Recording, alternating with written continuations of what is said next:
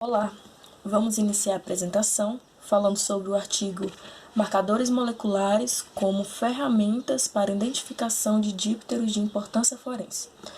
Os insetos, eles têm um contato diversificado com seres vivos, né? Mas esse contato ele pode ser maléfico, como, por exemplo, algumas espécies de insetos, eles são transmissores de agentes causadores de doença.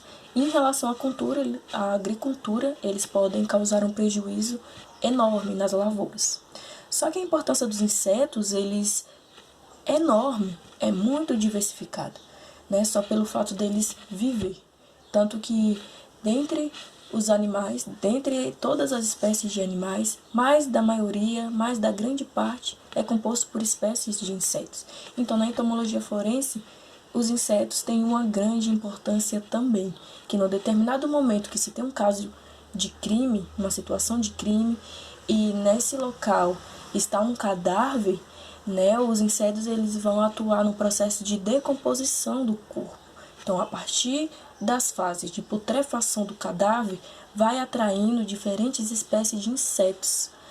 A pesquisa caracteriza as espécies através do DNA mitocondrial, na região do citocromo C-oxidase, que é o COI, ou barcode como a gente chama, e do DNA ribossômico, na região ITS2. E como objetivo, ela tem a amplificação exatamente do sequenciamento na região do COI com indicadores forenses. Para quê? Para que associando isso com análise de teste de DNA nuclear e mitocondrial, possa identificar, né, as espécies através de análises, tanto separadas quanto combinadas, análises essas de nucleotídeos, para comparar sua eficácia e, sendo possível, a criação de um filograma um pouco mais detalhado, né, bem mais detalhado, para identificar os possíveis problemas taxonômicos que essas espécies apresentam. Bom, a extração do DNA foi feita usando o tórax de 5 a 10 indivíduos das espécies que estavam preservadas. Cada amostra foi macerada com um pistilo e adicionado uma solução de trometamol, que também é chamada de tris. Depois foi adicionado dodecil sulfato de sódio e sal diidratado de sódio. Depois foi adicionado uma solução de proteinase K, que ficou incubado por 3 horas em banho-maria a 55 graus. Depois disso, foi adicionado um reagente não orgânico para o isolamento do DNA, que ficou incubado por 12 horas em temperatura ambiente e depois foi centrifugado. Depois da secagem em estufa, as amostras foram ressuspendidas em tampão TE composto por uma solução com o tris mais o EDTA, que é o ácido etileno diamino tetraacético mais H2O. E depois de ser ressuspendido no tampão TE com o composto das duas soluções, ele foi adicionado H2O, né, e foi guardado no freezer. Foram usadas duas regiões diferentes do DNA, o nuclear, ribossômico, e o mitocondrial dos organismos para amplificação. No DNA mitocondrial, a região que foi usada foi a porção final do citocromo C-oxidase, que codifica o DNA. Para o uso do citocromo C-oxidase, foram utilizados iniciadores, ou primers. O processo, que já tinha as medidas no programa NanoDrop, foi feito com o DNTP, H2O, cloreto de magnésio, a reação em cadeia da polimerase e o primer, ou iniciador. Esse processo já tinha o cálculo com base nas medidas de concentração obtida no programa NanoDrop.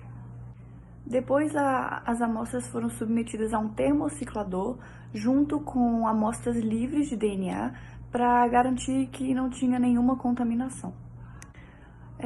Já para o DNA ribossômico, foi utilizado o segundo espaçador interno transcrito, ou ITS2.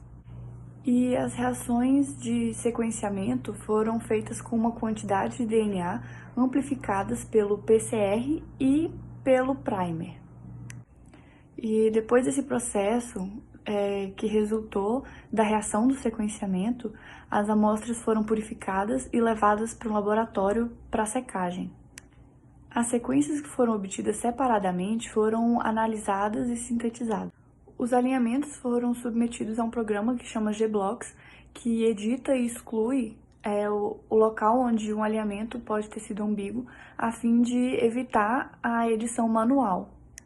E o propósito foi fazer um estudo comparando o uso das regiões em conjunto ou separadas para a identificação das espécies.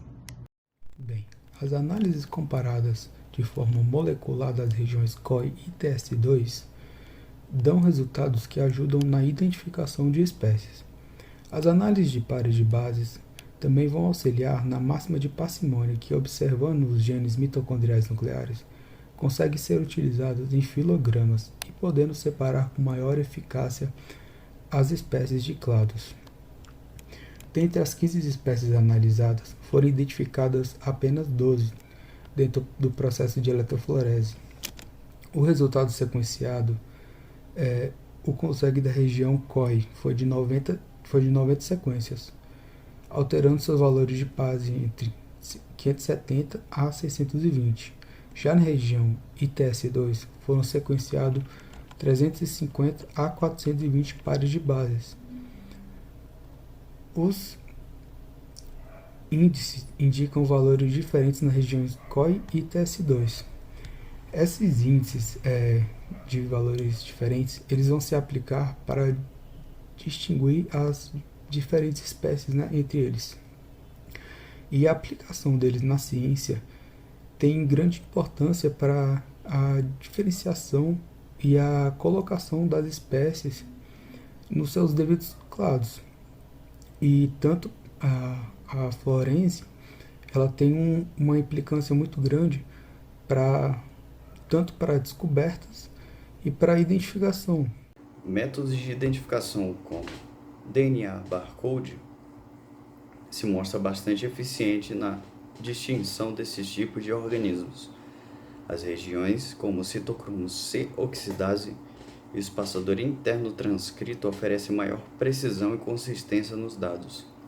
Técnicas de identificação molecular não se restringem a apenas organismos da entomologia forense, podendo ser estendida a outros organismos, fornecendo dados mais precisos quando a análise morfológica se mostra ineficiente, podendo assim fornecer uma melhor reconstrução e entendimento dos táxons.